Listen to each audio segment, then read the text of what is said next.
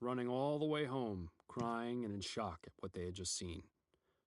When they got home, their mother was standing outside the door waiting for them. "And where on earth have you been?" she asked with a disappointed tone.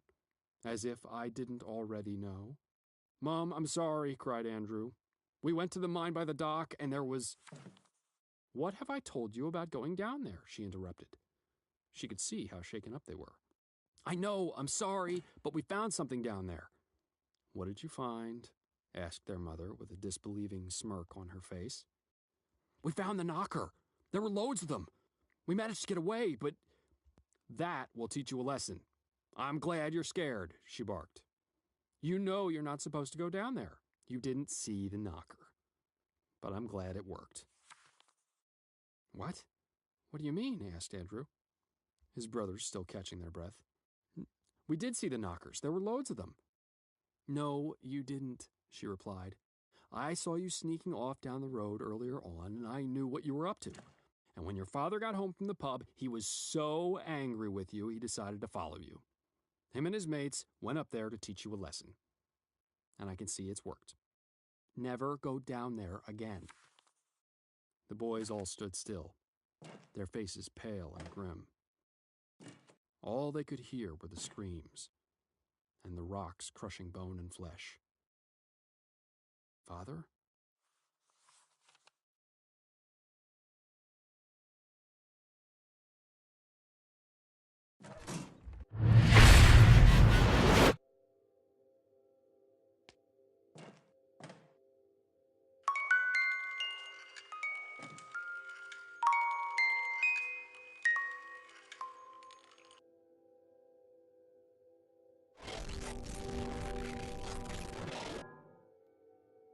Hello, Thomas. Whenever you want to resolve this final memory, I'm waiting for you.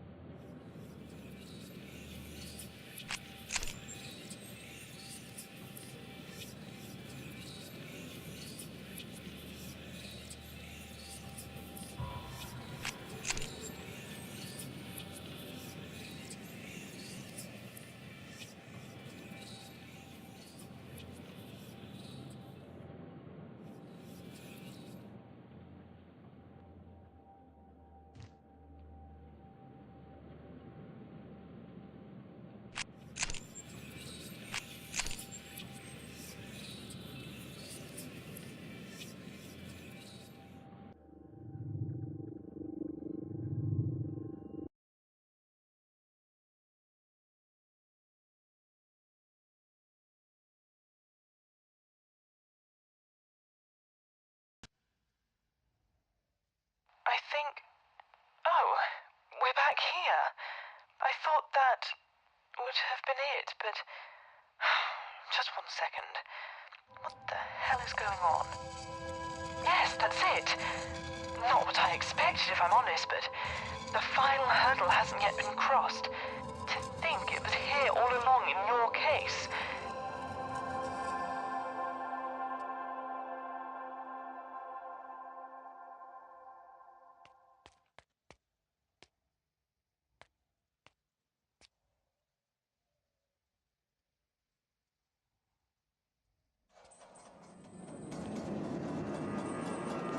Wait, this isn't right. I don't understand.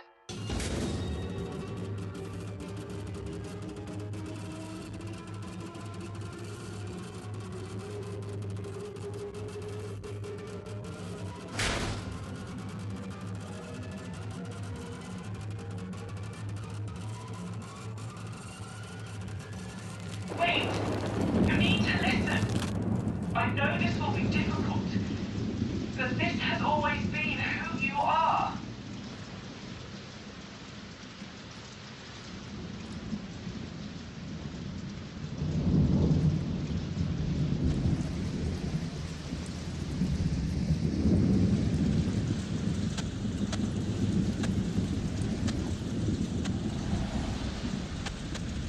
Everything you see. Don't you recognize these beautiful items that you found? You need to accept who you are. I'm not your enemy, Thomas. I'm trying to help you. The things we touch in life stay with us. Although broken and fragmented, they hold the key to remembering the way we used to be. The scent of a perfume, a memorable song, it all comes flooding back. For the briefest of moments, everything is how it used to be. I'm not your enemy, Thomas. I'm trying to help you. It's important that you fight. You need to let go of this dream world. You need to hold on to her. You need to hold on to your memories. That's all that you have left. You need to fight this illness. I'm just a manifestation, a reinterpretation of someone who's actually trying to help you. Please, it's time. She's waiting for you up there. Jean, at the top. At the light. Thomas!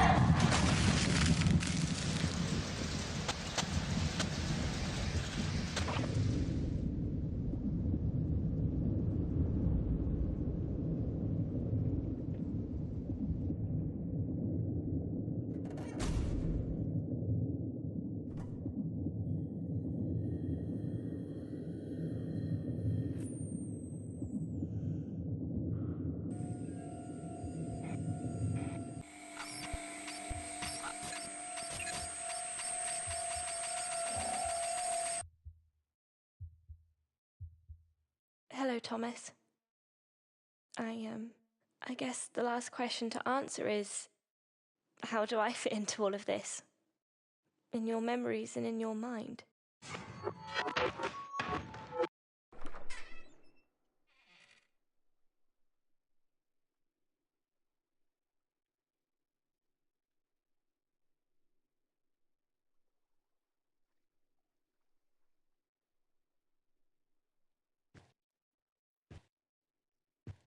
All your friends from the neighborhood were here. This was the happiest day of your life. It doesn't affect everyone in the same way. He was never violent to either of you. But the soul can be crushed in other ways. And he emotionally drained you both. Too much, too young, too soon. I wanted you to come and live with us across the road. Somewhere I knew you'd be safe. I was at your birthday party, Thomas. Sat there in the garden, you remember? You noticed me and bought me a piece of cake. Always caring. This was a normal family home once. You know that to be true. Take this birthday when you were a young boy. You were happy. A normal, happy family, together at home, living a normal, happy life. Or so a photograph would tell you from a glance. He was rotting from the inside. He was drowning from the poison in his belly. It's only then, when the inevitable had reared its ugly head, that he realized that he loved you, even if he never really showed it. The empathy of a child is a very powerful thing.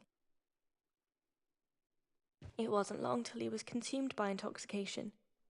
He was warned, and still he continued. How were you meant to know he was going to go away as well? You just watched him stagger in every evening, always ensuring he got to bed and was safe. They did care about you though, Thomas. Remember your 5th birthday party? She spent hours wrapping your presents and baking your cake. You watched her as she prepared everything. You were so excited. You knew she loved you. In fact, you never questioned that at all. I also saw your mother leave that night, watching through my curtains as she drove away. I could always see your home and everything that happened inside. St. Paul's Lighthouse. You climbed down and headed there. You went to hide, your father's lamp to light your way. She wasn't happy, and she couldn't be a wife to a drunk. Too many times he came in late. Too many times he just didn't care.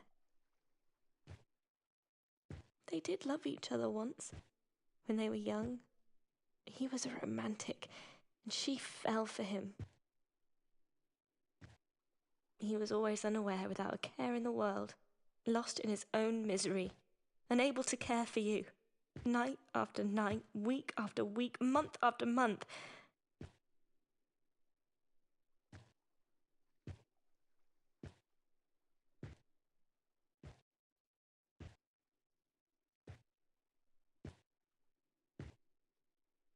These memories aren't happy, Thomas, but they are important. They shaped you into who you are today. They made you human. You could only think of one place that you might be safe, and it wasn't with them. You watched from up here, wanting her to just stop and come back. You didn't understand why she was leaving, but you knew she had to. But she had to leave that day. She had to get out of there. Still, she should have taken you with her.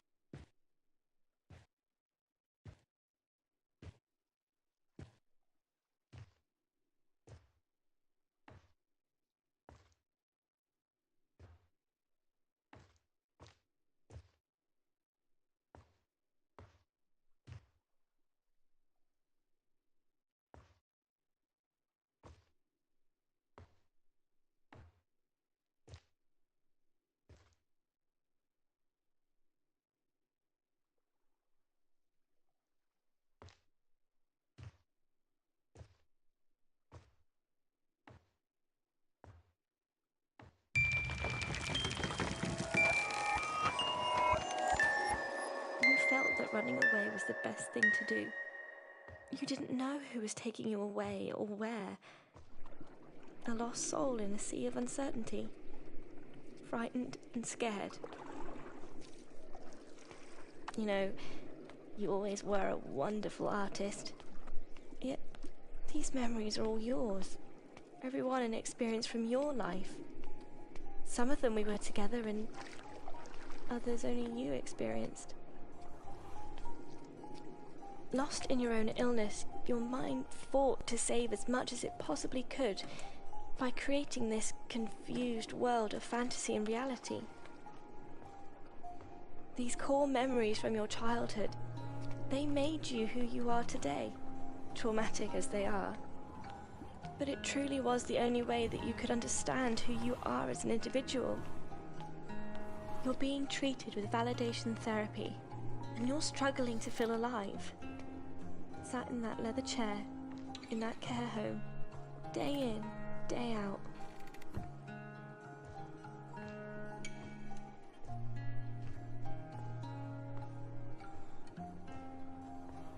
that was the last time I saw you for a very long time. But it wasn't the last time I held your hand. I always wanted to find you, and I did. I did find you. All those years later. It's time we face this.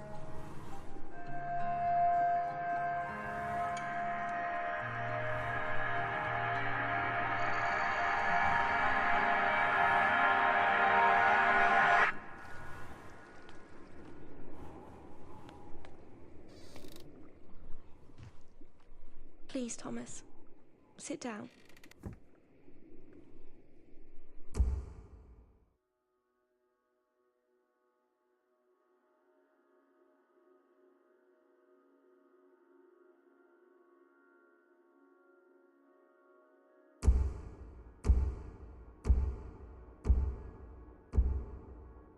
Mr. Fletcher? Mr. Fletcher? Thomas? Hello, it's me, Dr. Edmonds. You want me to sit? Okay, let me just grab a chair.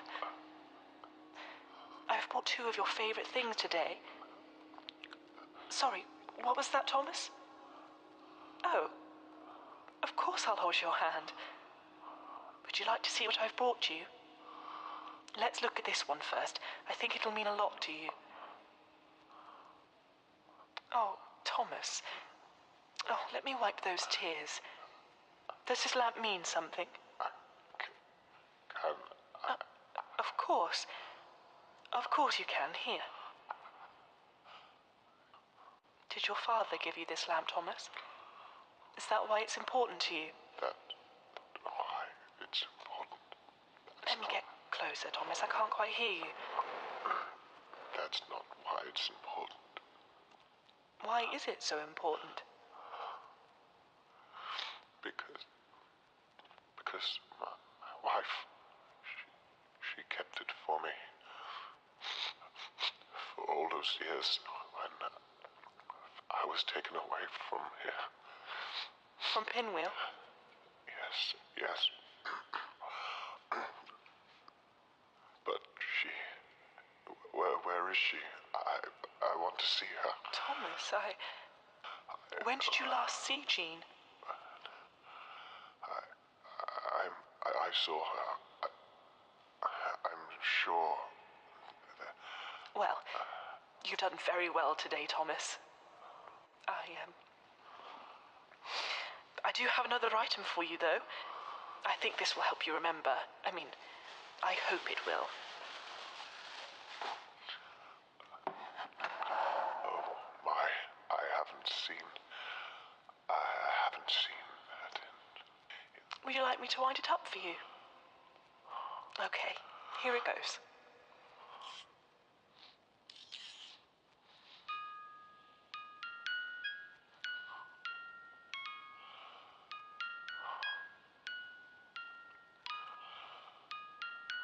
This is so beautiful. I wish Jean was here to listen. I wish she didn't have to go so soon. Oh, Thomas. Let's listen together then, shall we?